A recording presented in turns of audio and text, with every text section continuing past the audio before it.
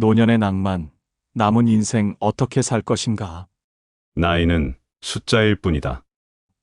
영혼은 나이를 먹지 않는다. 가브리엘 가르시아 마르케스. 이 말을 처음 들었을 땐 그저 멋진 문장이라고 생각했어요. 그런데 은퇴하고 나니 이 말이 속 깊은 울림으로 다가오더군요. 나이 60, 70, 80. 어떤 분들은 숫자로 보면 끝이라고 말할 수도 있겠지만 제 영혼은 오늘도 젊은 날의 꿈을 꿔요. 바다가 보고 싶고 멋진 산과 계곡을 하이킹하고 싶고 그림을 그리고 싶고 글이나 시를 쓰고 싶고 그냥 아무 계획 없이 아침을 맞이하고 싶어지기도 해요.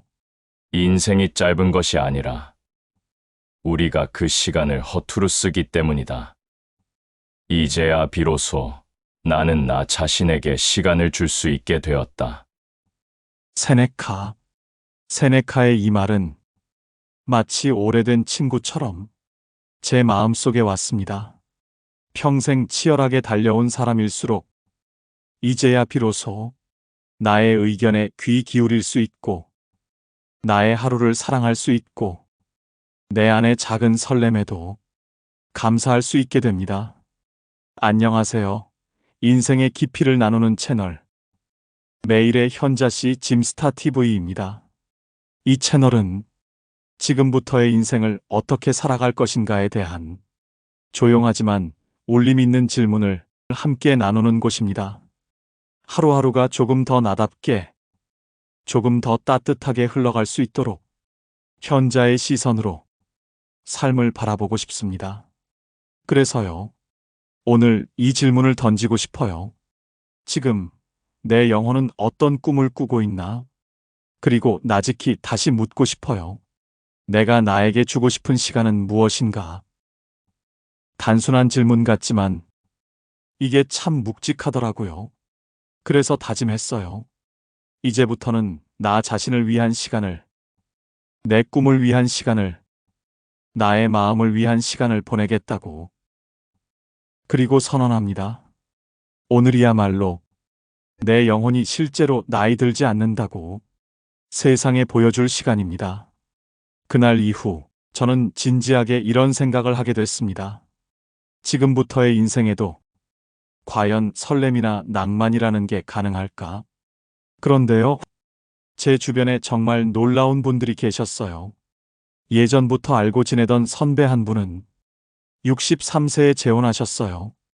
혼자 사는 게 편하다며 늘 단호하시던 분인데 동호회에서 만난 분과 딱 2년 연애하고 작은 한옥에서 두 분이 함께 사시게 됐죠. 결혼식은 안 하셨어요. 대신 봄날 뜰 안에 테이블을 하나 놓고 가족끼리 커피 마시며 이렇게 선언하셨대요. 이번에 인생을 함께 여행할 사람을 만났어. 또 한 분은요, 60 중반을 넘어서 여행 유튜브를 시작하신 할머니세요. 처음엔 스마트폰 조작도 잘 못하셨는데 지금은 혼자 삼각대 들고 기차도 타고 고궁도 다니고 해질녘 엔 브이로그도 찍으세요. 영상을 보는데요.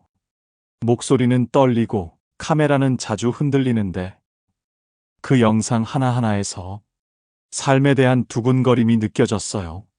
그분의 프로필 문구엔 이렇게 적혀 있어요. 지금도 나의 처음은 계속되고 있습니다. 그리고 또 제가 아는 은퇴한 선생님 한 분은요. 퇴직 후 매일 시를 씁니다. 아무에게도 보여주지 않고 그냥 자신의 하루를 한 줄로 정리하는 시. 며칠 전 그분이 이렇게 말하셨어요. 젊을 땐 의미를 증명하느라 바빴는데, 이제는 그냥 느껴지는 것들을 조용히 적어두는 게 좋아요. 그분들 덕분에 저는 알게 되었습니다. 중년이나 노년의 낭만이란 나이가 들며 사라지는 게 아니라 우리가 너무 오래 미뤄둔 감정일 수도 있다는 것을요. 지금부터의 인생, 조금은 느리게 하지만 더욱 진하게 살아도 좋지 않을까요? 심리학자 에릭 에릭슨은 말했습니다. 노년은 자아 통합의 시기이다. 삶 전체를 돌아보며 비로소 나라는 사람을 하나로 깨는 시간이다. 그리고 철학자 쇼펜하우어는 말했죠. 인생의 전반부는 텍스트이고 후반부는 해석이다. 저는 이제야 그 해석을 시작하고 있습니다. 늦었다고 생각한 바로 그때가 가장 나다워질 수 있는 출발점이라는 생각과 함께요. 그래서 이 질문을 조심스럽게 드리고 싶습니다. 지금 당신의 삶에 다시 처음이라는 단어를 붙여도 괜찮지 않을까요? 낭만은 젊음의 전유물이 아니라 마음이 선택하는 감정입니다. 그리고 그 감정은 지금 이 순간에도 여전히 당신 안에서 조용히 깨어나기를 기다리고 있을지도 모릅니다. 이제 자연스럽게 이런 질문이 떠오르네요. 나의 남은 인생 어떻게 살 것인가? 지금부터는 어떻게 살아야 할까요? 그래서 다시 묻게 됩니다. 지금까지 나는 누구를 위해 살아왔을까? 누군가는 가족을 위해, 누군가는 생계를 위해, 누군가는 그냥 해야 하니까 살아왔을 겁니다. 그렇게 살아온 시간, 물론 소중하죠. 그게 있었기에 지금의 내가 있으니까요. 하지만 말이에요. 이제부터는 누군가의 인생이 아닌 진짜 나의 삶을 살아도 되지 않을까요? 그 질문 앞에 서면 처음엔 막막해요. 나는 뭘 좋아하지? 이제 와서 뭘 바꿀 수 있지? 그럴 땐 너무 거창하게 생각하지 않아도 괜찮아요. 지금 이 순간 당신 마음이 가장 먼저 떠올리는 작은 바램부터 떠올려 보세요. 예를 들어요. 아무 눈치 안 보고 나만의 카페에 가고 싶다. 야생화를 찾아다니며 이름을 외우고 싶다. 해질 무렵 공원에서 아무 말 없이 앉아 있고 싶다. 누군가에게 손편지를 써보고 싶다. 다시 기타를 배우고 싶다. 이런 게 바로 당신의 영혼이 원하는 방향표입니다. 그래서 이제부터의 인생을 위해 딱 4가지 방향을 함께 떠올려 보는 건 어떨까요? 첫째, 하고 싶은 일을 하는 용기입니다. 누가 뭐래도 지금은 당신의 시간입니다. 실패해도 괜찮고 모자라도 괜찮아요. 시작한 것만으로 이미 절반은 이긴 겁니다. 둘째, 쓸모보다 의미를 추구하기입니다. 평생 우리는 쓸모 있는 사람이 되기 위해 살아왔죠. 그런데 이제는 나에게 의미 있는 삶을 살 때가 됐습니다. 누군가에게 도움이 되는 것보다 스스로에게 따뜻한 하루가 더 중요할 수 있어요. 셋째, 관계를 정리하고 회복하는 시간입니다. 혹시 아직도 당신을 아프게 하는 사람들과 억지로 관계를 유지하고 있진 않나요? 이제는 거리 둘 용기, 손 뻗을 용기, 둘 다 필요한 시기입니다. 용서는 꼭 그 사람을 위한 게 아니에요. 나 자신을 자유롭게 하는 일이죠. 넷째, 작은 일상에 감사하기입니다. 햇살 좋은 날, 따뜻한 차 한 잔, 나무 흔들리는 소리, 손주가 웃으며 건넨 사탕 하나. 그런 사소한 것들이 우리를 살아있게 하잖아요. 삶의 깊이는 결국 그런 사소한 것들을 소중히 여길 줄 아는 태도에서 나옵니다. 그래서 저는 이런 작은 습관들을 제안해 보고 싶어요. 현명한 노년의 삶을 위한 작은 팁이에요. 일주일의 하루는 나의 날로 정하세요. 아무것도 하지 않아도 되고 하고 싶은 것만 하는 날이에요. 하루 3줄 일기나 사진 기록을 해보세요. 오늘 기분, 좋았던 순간, 고마운 것. 딱 3줄이면 충분합니다. 사진도 마찬가지고요. 자연 속에서 걷는 시간을 늘려보세요. 나무의 속도는요, 우리 마음을 천천히 그리고 편하게 만들어줍니다. 쇼펜하우어는 말했습니다. 고독은 지혜 있는 자의 운명이다. 그 말은 고독이 외로움이 아니라 자기 자신과 함께하는 훈련이라는 뜻이기도 해요. 우리는 이제 더 이상 누군가의 기대에 부응하는 삶이 아니라 스스로에게 고개를 끄덕일 수 있는 하루를 살아도 괜찮습니다. 남은 인생이 얼마나 남았는지는 아무도 모르지만 어떻게 살지는 지금 내가 선택할 수 있습니다. 그런데 정말 중요한 건요. 어쩌면 우리가 무엇을 하느냐보다 어떤 태도로 사느냐일지도 모릅니다. 나이가 든다는 건 누군가에겐 두려움이고 누군가에겐 해방입니다.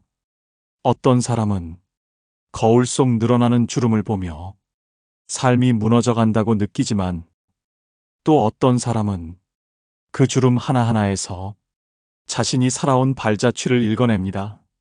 차이는 단 하나예요. 태도입니다. 조지 번스는 이렇게 말했죠. 나이는 들지만 마음이 늙는 건 선택이다. 이 말이 처음엔 웃기게 들릴 수도 있어요. 근데 곱씹을수록 참 묵직하게 다가오더라고요. 마음이 늙지 않는다는 건 억지로 젊게 행동하라는 뜻이 아니에요. 오히려 그 반대죠. 지금의 나를 부끄러워하지 않고 있는 그대로의 나이를 품는 태도 말이에요. 그게 진짜 멋이라는 걸 이제야 조금씩 알게 됩니다. 그리고요. 이제 그럴 자격이 있다고 스스로에게 말해줘도 됩니다. 하고 싶었던 말, 이제는 좀 해도 괜찮고요. 안 맞는 옷 같은 관계, 이제는 벗어도 괜찮고요. 세상이 뭐라 해도 나만의 리듬으로 살아도 됩니다. 왜냐고요? 우리는 이미 충분히 견뎌왔고, 살아냈고, 이제는 선택할 자격이 생긴 사람들이니까요. 칼 융은 말했습니다. 인생은 나이 들며 점점 더 나다워지는 일이다. 이 말이 저는 참 좋아요. 젊을 땐 늘 누군가가 원하는 나였고, 누군가를 실망시키지 않기 위해 열심히 될 만한 사람을 연기했었죠. 그런데 나이가 들수록 우리는 연기를 멈추고 진짜 나라는 사람을 만나게 되는 것 같아요. 지금 이 순간 우리는 이미 삶의 무게를 버틴 사람들입니다. 그리고 이제부터는 그 무게를 품위로 바꾸는 연습을 해도 좋습니다. 낭만이란 그저 설레는 일이 생기는 게 아니라 일상의 모든 순간에 내가 어떤 마음으로 살아가느냐에서 피어나는 빛 같은 거 아닐까요? 아무것도 특별하지 않은 날, 따뜻한 햇살을 느끼며 그래도 괜찮다고 스스로에게 말할 수 있는 사람, 그런 사람이 진짜 멋진 인생을 살고 있는 사람 아닐까요? 늙어가는 게 아니라 점점 나다워지는 것, 그것이 노년이 줄 수 있는 가장 큰 선물입니다.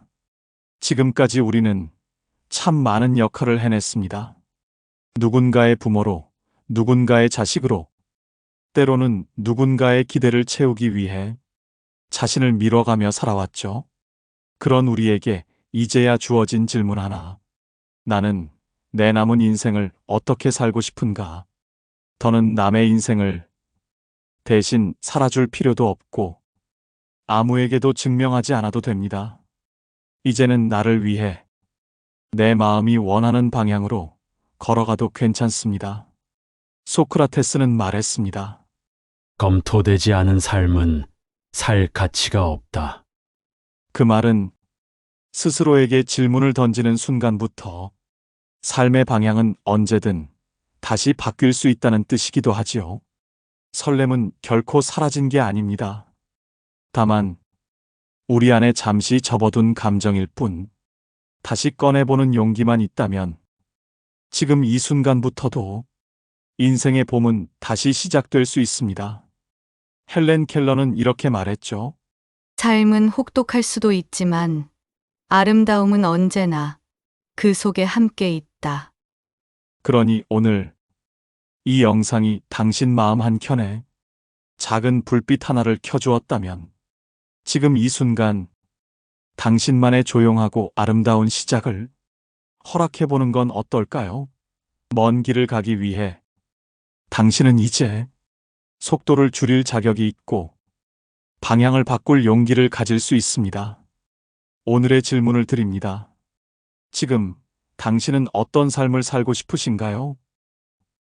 당신의 영혼은 무엇을 꿈꾸고 있나요?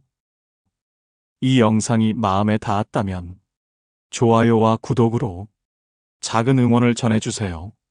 그리고 댓글로 지금 나에게 가장 필요한 하루, 그 이야기를 함께 나눠주시면 저도 진심으로 귀 기울이겠습니다.